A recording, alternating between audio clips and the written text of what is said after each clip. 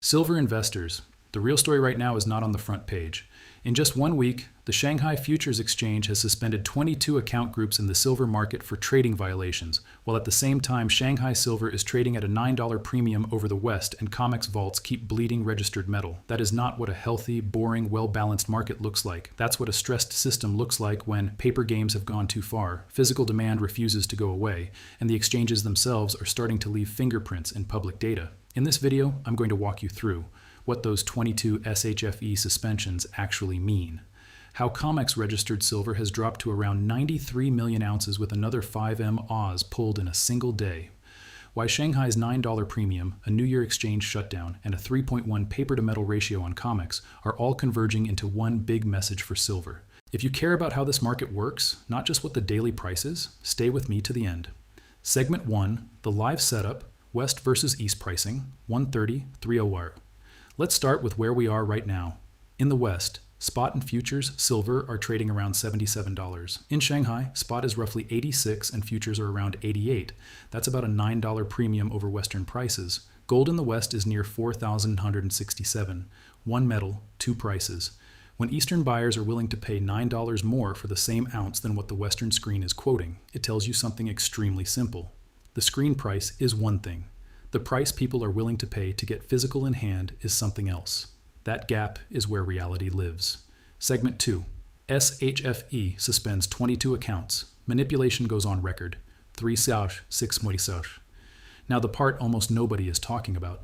The Shanghai Futures Exchange has just suspended 22 account groups in the silver market for trading violations, and this all happened in about a week. If 1 or 2 accounts get a slap, you can call it routine housekeeping.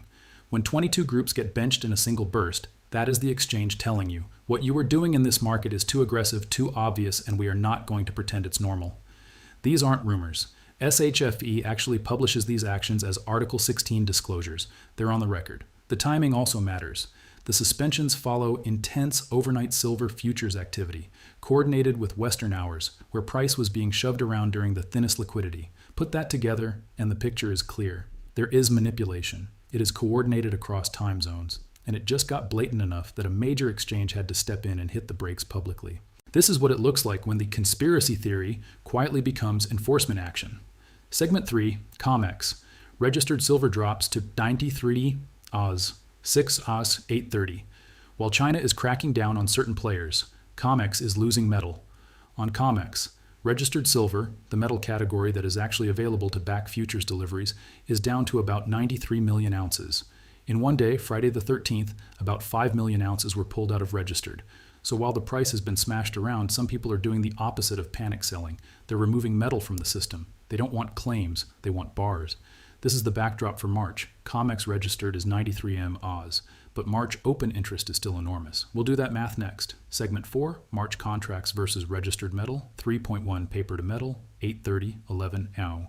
Let's look at the March futures. March silver open interest is sitting around 60,000 contracts, even after some rolling.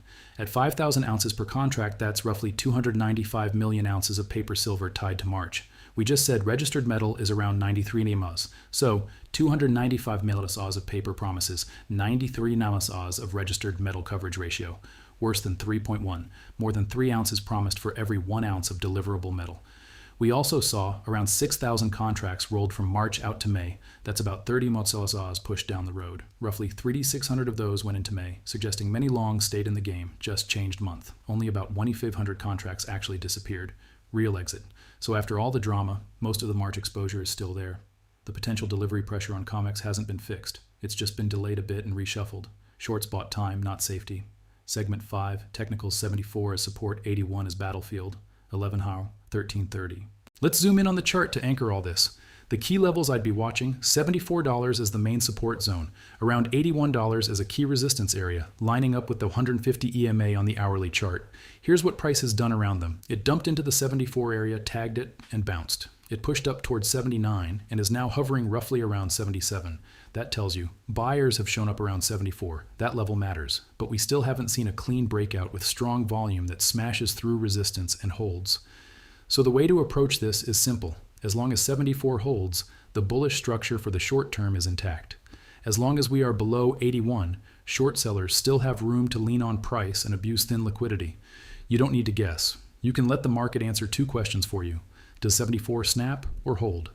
Does 81 get reclaimed with volume or reject price again?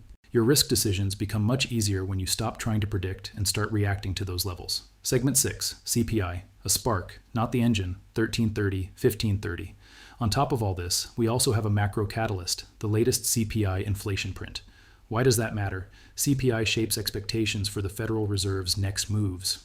Fed expectations move the US dollar. The dollar's moves show up directly in silver and gold. If CPI comes in hotter than expected, the market leans higher for longer on rates. The dollar can strengthen. Short-term headwind for silver. If CPI comes in softer, rate cut bets come back. The dollar can weaken. Short-term tailwind for silver. But here's the key. CPI is a spark, not the engine. It doesn't change the fact that SHFE just suspended 22 accounts. It doesn't refill COMEX vaults. It doesn't erase a $9 Shanghai premium or a 3.1 paper-to-metal ratio. So the smart move is wait for the print. Watch how price behaves around 74 and 81 after the news. Let the reaction tell you if that CPI was used as an excuse to shake or as a springboard to break out. Segment 7, SLV, 11% price drop, only number 2 mat Oz leave, 1530, 18 hours. Now let's see what the biggest silver ETF is telling us. During the recent smash, silver's price on screen fell about 11%, yet SLV's share count only shrank enough to represent around 2 million ounces of net outflow. In between there was massive wash trading, tons of intraday volume, a lot of back and forth, but very little real liquidation by long-term holders. What does that mean? The big move down in price was not driven by a wave of genuine investors dumping their silver. It was driven by paper games in a thin market, algorithms, leveraged players, and aggressive shorts swinging the price around while the underlying ownership barely changed. That's why COMEX is seeing people stand for delivery. SHFE is sitting on a premium, and ETFs aren't hemorrhaging metal. The price moved a lot. The ownership barely did. That's the definition of a manipulated tape in an illiquid market. Segment 8, everything sell-off and funding stress, 18x, 2030, zoom out a little. Over the last few weeks, you've probably noticed something else. Stocks selling off, commodities under pressure, crypto hit, all while interest rates are actually falling. That pattern isn't, oh, everyone suddenly hates silver today. It looks much more like funding stress building in the background, margin calls forcing players to dump anything liquid, positions being cut to plug holes somewhere else. In that environment, paper silver is the easiest toy on the table. High leverage, thin depth, easy to move the price with relatively small capital. But once again, when you check the data behind the drama, only about 1,500 March contracts were actually shaken out. Only around 2M Oz left SLV, a huge amount of noise. Very little actual capitulation. That is a problem for anyone whose strategy depends on scaring people out of their positions. Segment 9, Shanghai's 1.1 coverage, New Year closure, and who breaks first, 20, 30, 23 to 30. Now let's go back to Shanghai, because this is crucial for the next couple of weeks. According to the latest numbers, SHFE vaults hold about 353 tons of silver, roughly 11 million ounces.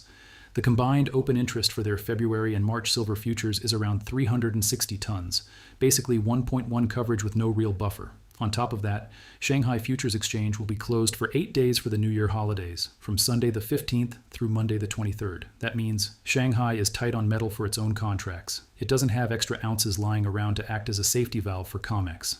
And for 8 days, the main Eastern physical marketplace is offline while Western paper markets keep running.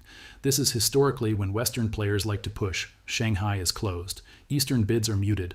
Paper attacks are easier because one whole side of the flow is temporarily silent. But this time, both systems are tight.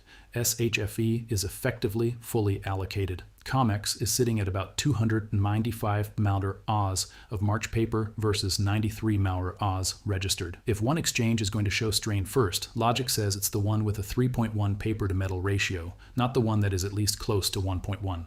That's why many observers now say, if something cracks in visible fashion, COMEX is the weak link, not Shanghai. Segment 10, macro drift, gold, de-dollarization, and silver's role, 2330, 27 worse. All of this is happening against a slow but important macro shift. A few key points. Russia, China, India, and other BRICS are settling a growing share of their trade in local currencies and yuan, ruble, not in dollars. China's U.S. Treasury holdings have dropped to the lowest level since 2008, and Beijing has nudged its banks to cut exposure as well. Central banks around the world have been accumulating gold. turning part of their reserves from paper IOUs into hard assets. This isn't fireworks. It's a slow rotation from trusting the dollar system blindly to diversifying into assets nobody can print. Gold is the primary reserve metal in that shift. Silver is the high beta cousin. It has monetary characteristics, historically used as money, reacts to real rates and currency confidence. It also has industrial demand, solar, electronics, tech. So when the plumbing of the silver market is strained, gold is quietly being hoarded by central banks, and trust in paper claims is slowly eroding, silver becomes the asset that moves faster, both up and down on the same underlying story. Segment 11. What this means for you. 27 rears, 30 Siru. Let's put all the pieces on one table. Right now we have Western silver around 77, trapped between 74 support and 81 resistance. Shanghai paying a $9 premium for the same metal. COMEX registered silver at about 93 MET Oz, with 5 M Oz pulled in a single day. March COMEX paper exposure around 295 MET Oz, giving a coverage ratio worse than 3.1. SHFE holding about 11 M Oz against 360 tons of open interest. Basically 1.1. 22 account groups suspended on SHFE in a week for silver trading violations. Only about 2,500 March contracts genuinely shaken out by the recent smash. Only about 2 M Oz of net outflow from SLV. That's a huge amount of pressure, effort, and coordination, and a surprisingly small amount of actual capitulation. So going forward, the main things to watch are price levels. Does 74 continue to hold? Does 81 finally break with conviction and volume, or keep rejecting price? COMEX data. Do registered inventories keep sliding below 93 M? Do March longs actually stand for delivery as we approach first notice, or get bribed forced to roll? Shanghai premium and reopen. Does Western paper selling push price lower while SHFE is closed? When Shanghai reopens, does the premium collapse, or snap even wider? Further enforcement. Do we see more suspensions or disclosures from SHFE and other exchanges? That would be another public sign that silver is not trading in a normal environment. Short term, expect volatility, expect engineered dumps and sharp rallies. Long term, the real squeeze is playing out in metal, not on the chart. The more effort it takes to move price with less and less real selling, the more fragile the paper game becomes. Your edge is not guessing the exact day something snaps. Your edge is watching what the data says while most people only stare at candles.